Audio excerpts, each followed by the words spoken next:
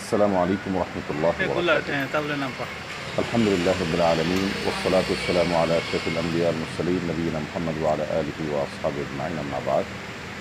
সুপ্রিয় দর্শক শ্রোতা ভাই বোন, শুরু হয়েছে সূর্যগ্রহণ এবং গত ২ শতাব্দীর মধ্যে সবচাইতে ভিন্ন ধাঁচের সবচেয়ে বড় দীর্ঘ সূর্যগ্রহণ শুরু হয়েছে। আপনারা জানেন বাংলাদেশ সহ সারা পৃথিবীতেই পৃথিবীর অনেক দেশেই সূর্যগ্রহণ শুরু হয়েছে এবং বাংলাদেশে সকাল ৯টা ২ মিনিট থেকে আংশিক সূর্যগ্রহণ শুরু হয়েছে। ৭:৩০ থেকে শুরু হবে। সূর্যগ্রহণকে কেন্দ্র করে নানা রকমের কথা আমাদের সমাজে ধারণা প্রচলিত আছে। আমরা অত্যন্ত সংক্ষেপে কয়েক মিনিটে সূর্যগ্রহণের সময় একজন মুমিনের করণীয়, একজন মুসলমানের করণীয় সম্পর্কে বলবো। সর্বপ্রথম বলতে চাই সূর্যগ্রহণ কেন হয়। এই প্রসঙ্গে বৈজ্ঞানিক ব্যাখ্যা আমরা মোটামুটি সবাই জেনে থাকব যে বৈজ্ঞানিক ব্যাখ্যা হলো যে সূর্যগ্রহণ হয়ে থাকে পৃথিবীর সাথে যখন সূর্যের মুখোমুখি অবস্থান থাকে এবং তার মাঝখানে চন্দ্র এসে পড়ে। আমরা জানি চন্দ্র এবং সূর্য আল্লাহ সুবহানাহু ওয়া তাআলা কোরআনে কারীমে বিভিন্ন আয়াতে বলেছেন তারা তাদের নির্দিষ্ট কক্ষপথে তারা বিচরণ করে থাকে। তো যখন সূর্য এবং পৃথিবীর মাঝে চন্দ্র এসে পড়ে চলতি পথে, তো যতক্ষণ মাঝামাঝি থাকে ততক্ষণ সূর্যগ্রহণ হয়ে থাকে। এটা বৈজ্ঞানিক ব্যাখ্যা এবং এই ব্যাখ্যার সাথে কোরআন এবং সুন্নাহর কোনো সংঘর্ষ আপাতত দৃষ্টিতে নাই। রাসূল করিম সাল্লাল্লাহু আলাইহি ওয়াসাল্লাম তিনি সূর্যগ্রহণ প্রসঙ্গে বলেছেন যে সূর্য এবং চন্দ্র এগুলো আল্লাহ সুবহানাহু ওয়া তাআলার নিদর্শন সমূহের মধ্যে থেকে অন্যতম। আল্লাহ তাআলার কুদরতের স্বাক্ষর বহন করে এগুলো। সাহাবায়ে কেরাম রাদিয়াল্লাহু আজমাইন এর একটি ঘটনা একবার ঘটেছে, আমরা জানি সহিহ বুখারীতে এবং সম্ভবত মুসলিমেও বর্ণিত হয়েছে যে একবার নবী সাল্লাল্লাহু আলাইহি সাল্লামের ছেলে ইব্রাহিম তিনি মৃত্যুবরণ করেছেন ছোটবেলায়, আমরা জানি। তার মৃত্যুর পর ওই দিনই সূর্যগ্রহণ হয়েছে। তখন সাহাবীরা বলাবলি করতে লাগলেন যে রাসূল করিম সাল্লাল্লাহু আলাইহি সাল্লামের সন্তানের মৃত্যুর কারণে সূর্য নিষ্প্রভ হয়ে গেছে, অর্থাৎ শোকাহত হয়ে গেছে ইত্যাদি। এটা একটা ধারণা সাহাবীরা পোষণ করে তো বলাবলি করতে লাগলেন। তখন রাসূল করিম সাল্লাল্লাহু আলাইহি সাল্লাম বললেন যে দেখো, সূর্য এবং চন্দ্র এগুলো আল্লাহ সুবহানাহু ওয়া তাআলার আয়াত এবং কুদরতের নিদর্শন, আল্লাহ সুবহানাহু ওয়া তাআলার কুদরতের সাক্ষী। এগুলো কোনো মানুষের জন্মের কারণে অথবা কোনো মানুষের মৃত্যুর কারণে এগুলোতে গ্রহণের ঘটনা ঘটে না। বিধায় একজন মুসলমানের আকীদা এবং বিশ্বাস হবে চন্দ্র এবং সূর্য গ্রহণ আল্লাহ সুবহানাহু ওয়া তাআলার চন্দ্র এবং সূর্য আল্লাহ তাআলার কুদরত, আল্লাহ সুবহানাহু ওয়া তাআলার সক্ষমতার সাক্ষ্য এবং প্রমাণ। আর এগুলো গ্রহণ হয়ে থাকে সেটাও আল্লাহ সুবহানাহু ওয়া তাআলার কুদরতের প্রকাশ। এভাবেই সূর্য এবং চন্দ্র একসময় সম্পূর্ণভাবে নিষ্প্রভ হয়ে যাবে। এভাবেই সূর্য এবং চন্দ্র একসময় তাদের পথ চলা থেমে যাবে আল্লাহ সুবহানাহু ওয়া তাআলার কুদরতের প্রকাশ হিসাবে। এই ছোট ছোট সূর্যগ্রহণ, চন্দ্রগ্রহণ বৈজ্ঞানিক যে ব্যাখ্যাই দেওয়া হোক না কেন, এটা একটা পর্যায়ে গিয়ে কিয়ামতের সময় সম্পূর্ণরূপে নিষ্প্রভ হয়ে যাবে এবং কিয়ামত। দর্শক, একজন মুমিন এখান থেকে শিক্ষা গ্রহণ করবে, এটি ভীতিকর একটি বিষয়। আজ অবশ্য আমাদের কাছে এটি একটা আনন্দের বিষয় হয়ে দাঁড়িয়েছে। আমাদের ছেলে মেয়ে, আমরা নিজেরা আমরা সূর্যগ্রহণকে, চন্দ্রগ্রহণকে এনজয় করে থাকি এবং দূরবীন ইত্যাদি আমরা দেখে থাকি, বাচ্চাদেরকে নিয়ে আনন্দ করে থাকি। এগুলো হলো দ্বীন সম্পর্কে, কোরআন এবং হাদিস সম্পর্কে আমাদের অজ্ঞানতার ফসল হিসাবে ফলে আমরা এই সমস্ত করে থাকি। কোরআন এবং সুন্নাহ সম্পর্কে যদি আমাদের সাধারণ ধারণা থাকতো তাহলে আমরা চন্দ্রগ্রহণ, সূর্যগ্রহণকে কোনো অবস্থাতেই আনন্দের কোনো উপলক্ষ বা মজা বা ফানের কোনো উপলক্ষ হিসেবে আমরা এটাকে গ্রহণ করতাম না। বরং আল্লাহ সুবহানাহু ওয়া তাআলার কুদরতের বহিঃপ্রকাশ ঘটছে, এর মাধ্যমে আল্লাহ সুবহানাহু ওয়া তাআলার আযাব এভাবে পৃথিবীতে এসেছিল এবং কিয়ামত সংগঠিত হবে এবং নানামুখী আযাব এভাবে আসতে পারে, সেই আশঙ্কা একজন মুমিন শঙ্কিত থাকবে। আপনি হয়তো বলবেন যে বিজ্ঞানের এই যুগে আমরা জানি কেন হয়েছে, কয়টা থেকে কত সেকেন্ড পর্যন্ত হবে সব বলে দিচ্ছি, তাহলে এখানে আতঙ্কের কি আছে? এগুলো মূর্খতা, এগুলো ধর্মান্ধতা, আলিয়াজ বিল্লাহ। আপনি হয়তো সেটা বলতে পারেন। মনে রাখবেন যে বিজ্ঞানের সূত্রকে আমি অশ্রদ্ধা করছি না, অস্বীকার করছি না। বিজ্ঞানকে অস্বীকার করা প্রয়োজন নাই, স্বীকার অস্বীকারের বিষয় না।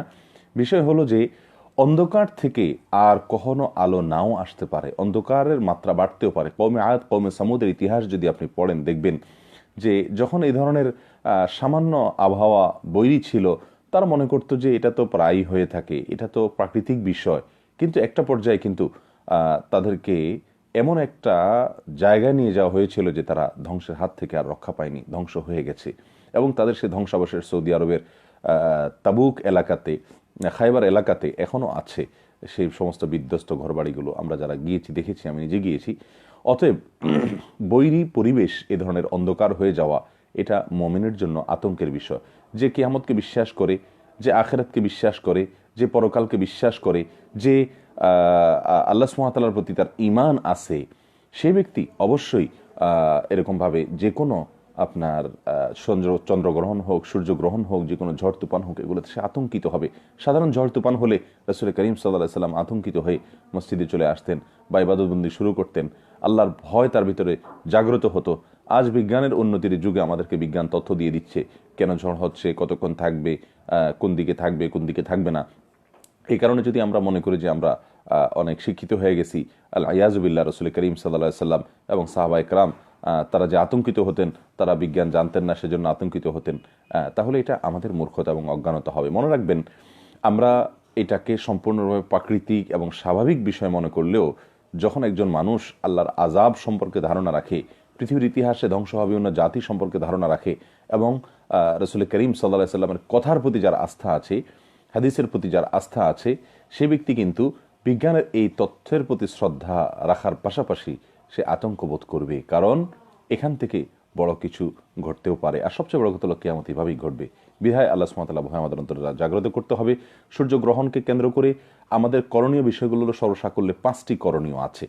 1 নম্বর করণীয় হলো এই সূর্যগ্রহণ শুরু হলে রাসূল করিম সাল্লাল্লাহু আলাইহি ওয়াসাল্লাম আমাদেরকে তাকবীর করতে বলেছেন, আল্লাহু আকবার করতে বলেছেন, ইস্তিগফার করতে বলেছেন, আস্তাগফিরুল্লাহাল্লাযী লা ইলাহা ইল্লা হুয়াল হাইয়ুল কাইয়্যুম ওয়া আতুবু ইলাইহি ওয়ালা হাওলা ওয়ালা কুওয়াতা ইল্লা বিল্লাহ, অথবা সাধারণ আস্তাগফিরুল্লাহ বা দুরূদ আস্তাগফিরুল্লাহ বলতে, অথবা ইস্তিগফার বলতে আপনার সাইয়্যিদুল ইস্তিগফার যেটা আল্লাহুম্মা আনতা রাব্বি, এটা আমরা পড়তে পারি। ইস্তিগফার বেশি বেশি করব। তৃতীয়ত বেশি বেশি জিকির করব, সাধারণ যে কোনো জিকির করব। চতুর্থত সাদকা করব, দান করব, এটাও নবী আলাইহিস সালামের নির্দেশ। আর 5 নম্বর কাজ হলো আমরা এই সূর্যগ্রহণ উপলক্ষে সালাত আদায় করব। সবচেয়ে গুরুত্বপূর্ণ বিষয় এটি। সূর্যগ্রহণের সালাত, আমি আজ ফজরের পর, আমি চট্টগ্রাম থেকে রাতে মাহফিল থেকে এসেছি, ফজরের পরে আমার মসজিদে দাঁড়িয়ে মুসল্লিদেরকে বললাম যে আপনারা জীবনে কেউ সূর্যগ্রহণ চন্দ্রগ্রহণের সালাত আদায় করেছেন কিনা? বলে যে আমরা কেউ করিনি। বৃষ্টি প্রার্থনা সালাত আদায় করেছেন? বললেন না, আমরা কেউ করিনি। আমি অবাক হয়ে বললাম যে আমাদের অনেকের জীবন এখানে 50, 60, 65 বা 70 বছরের হয়ে গেছে, অথচ এই জীবনেও আমরা একবারও এই সুন্নাহ পালন করতে পারিনি। আবার কখন সূর্যগ্রহণ চন্দ্রগ্রহণ হবে না হবে, এই সুন্নাহ পালনের সুযোগ আদৌ হবে কি না আমরা জানি না।